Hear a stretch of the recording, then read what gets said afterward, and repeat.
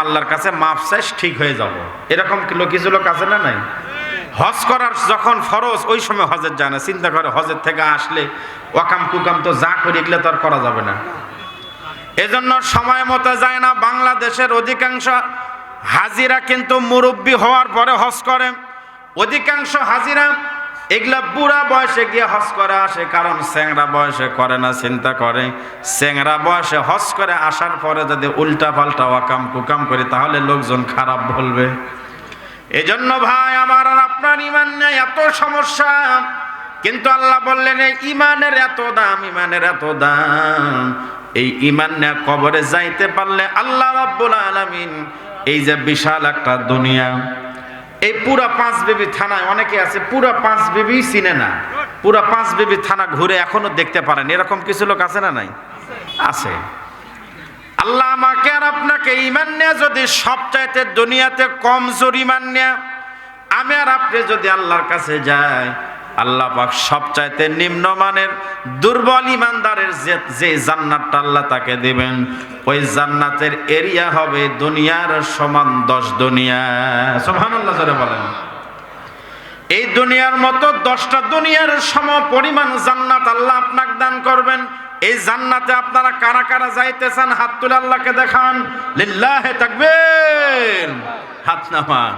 সম্মানিত ভাইরা আমার, এই জান্নাতে যদি যাইতে চান দুইটা আমল নিয়ে কবরে যান, দুইটা জিনিস নিয়ে কবরে যান।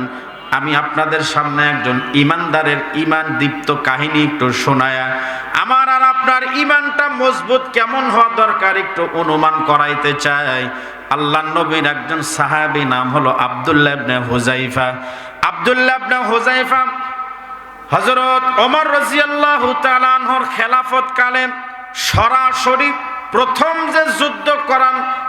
যে যুদ্ধের জন্য যে দল পাঠানো হয়েছিল, সরাসরি যে প্রথম যুদ্ধ ছিল, ওই যুদ্ধের সেনাপতি বানায়া আল্লাহর নবীর একজন সাহাবী, নাম হলো আব্দুল্লাহ ইবনে হুযায়ফা। আব্দুল্লাহ ইবনে হুযায়ফাকে পাঠায়া দিল। আব্দুল্লাহ ইবনে হুযায়ফা চলে গেল রোমের বিরুদ্ধে যুদ্ধ করার জন্য।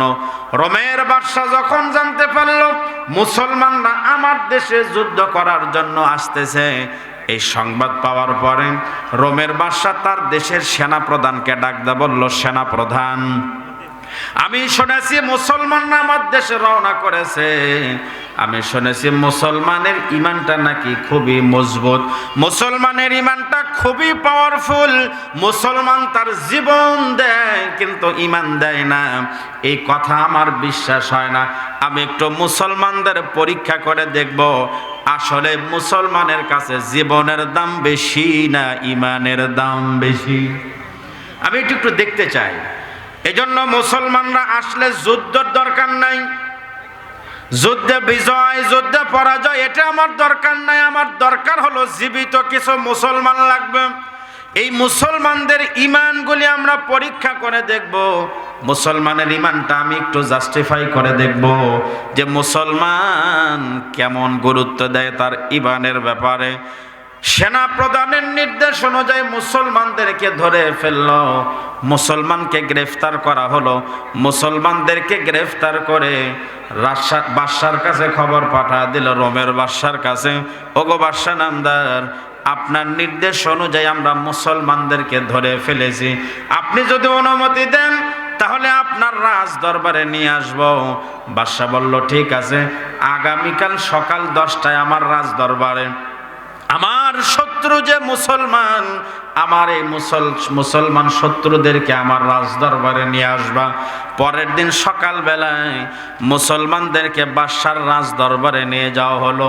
মুসলমানদেরকে যখন রাজ দরবারে নিয়ে যাওয়া হলো, পুরা রাজ দরবার থমথম অবস্থা, সবাই ওই রাজ দরবারে আছে, মুসলমানরা ওই রাজ দরবারে। এমন সময় রোমের বাদশা ডাক দিয়ে বলল, মুসলমান তোমরা যারা এখানে, তোমরা যারা ধরা পড়েছো, এখানে যারা আসছো, তোমাদের মধ্যে নেতাকে, তোমাদের মধ্যে দলনেতাকে, সেনাপতিকে একটু দাঁড়াও। এমন সময় মুসলমানদের যিনি সেনাপতি ছিলেন আব্দুল্লাহ ইবনে হুযায়ফা দাঁড়ায় গেলেন। বাদশা ডাক দিয়ে বলল, যুবক তোমার নাম কি? যুবক বলল, আমার নাম হলো আব্দুল্লাহ ইবনে হুযায়ফা। ওই সময় রোমের বাদশা ডাকদা বলল, রে যুবক, তোমার ওই জায়গায় থাকা লাগবে না, আসো আসো আমার পার্শ্বের চেয়ারে এসে বসো, আমার পার্শ্বের চেয়ারে এসে বসে পড়ো। এবার আব্দুল্লাহ ইবনে হুযায়ফাকে পার্শ্বের চেয়ারে বসায় নিল। আব্দুল্লাহকে ডাকদা বলল, আব্দুল্লাহ, তুমি কি জানো তোমার ভাগ্য কত ভালো? আমার মতো বাদশার নিকটে বসার জন্য আমি হলাম সবচাইতে পাওয়ারফুল রাষ্ট্রপ্রধান। আমার পাশে বসার জন্য অনেক দেশের রাজা বাদশারা পর্যন্ত চান্স পায় না, আর তুমি আমার শত্রু হওয়ার পরেও তুমি আমার পাশে বসার সুযোগ পাইছো। তোমার ভাগ্য কত ভালো, একটাবার চিন্তা করো। অনেকে আছে নেতার পিছনে খালি ঘুর ঘুর করে, এরকম কিছু লোক আছে না নাই? চিন্তা করে খালি নেতার সঙ্গে একটা খালি ছবি যদি তুলবার পারি রে, তাহলে পুরা 5 বিবি থানা সিনে টান করে ঘুরবো, আমার ঠেকাই কে? চা স্টলে যাবি, চা খাবি, বিড়ি খাবি, পান খাবি, বিল দিলে যদি বিল চায় খবর আছে।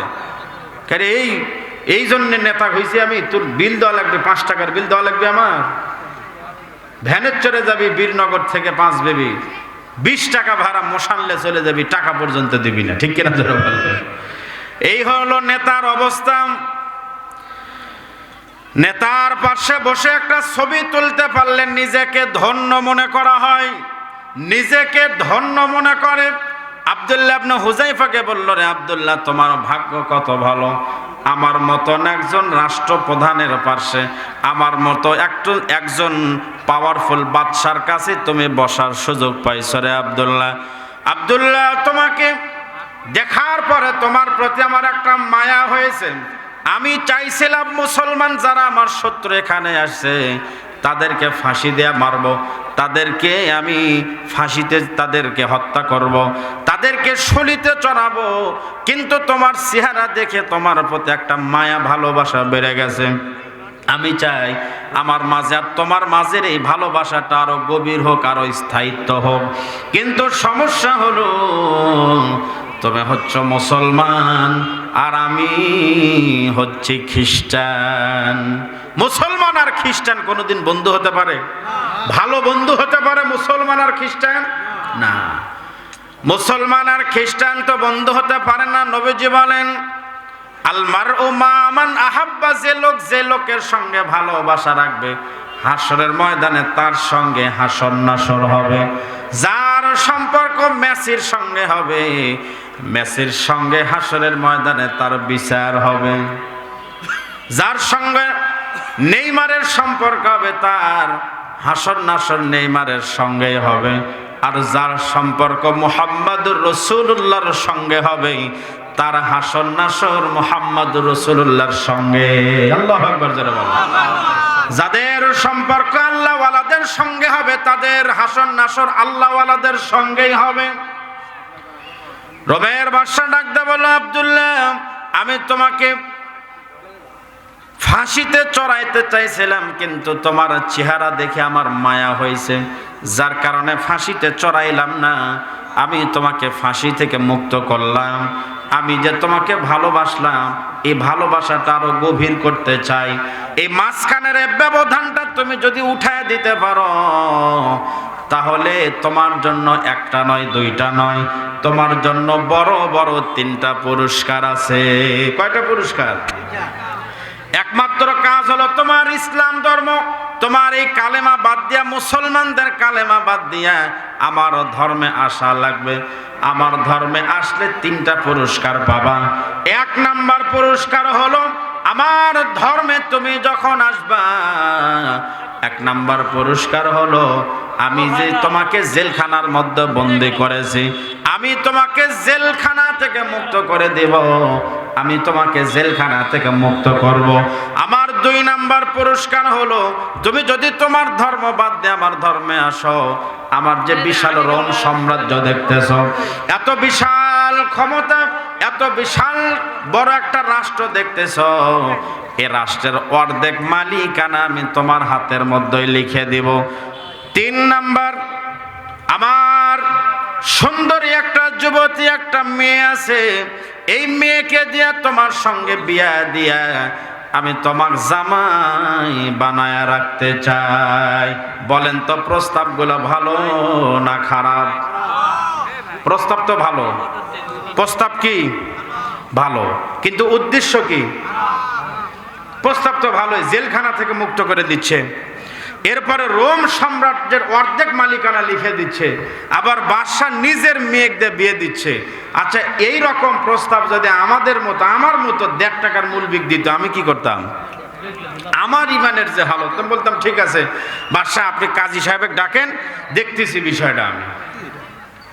কারণ আমাদের কাছে দুনিয়ার সম্পদ, দুনিয়ার টাকা, গাড়ি বাড়ি এগুলো আসল মনে হয়, দুনিয়ার সফলতায় সফল মনে হয়। একটা জিনিস চিন্তা করবেন, দুনিয়াতে যা দেখেন, দুনিয়াতে এমপি বলেন, মন্ত্রী বলেন, এসপি বলেন, ডিসি বলেন, আর ওসি বলেন, যাই বলেন, এই দুনিয়াতে কোনোদিন মানুষ সফল হতে পারে না। এই দুনিয়াতে মানুষ সফল হতে পারে না। সফল হওয়ার জন্য কয়েকটা জিনিস লাগে। মুফাসসিরিনে কেরাম বলেছেন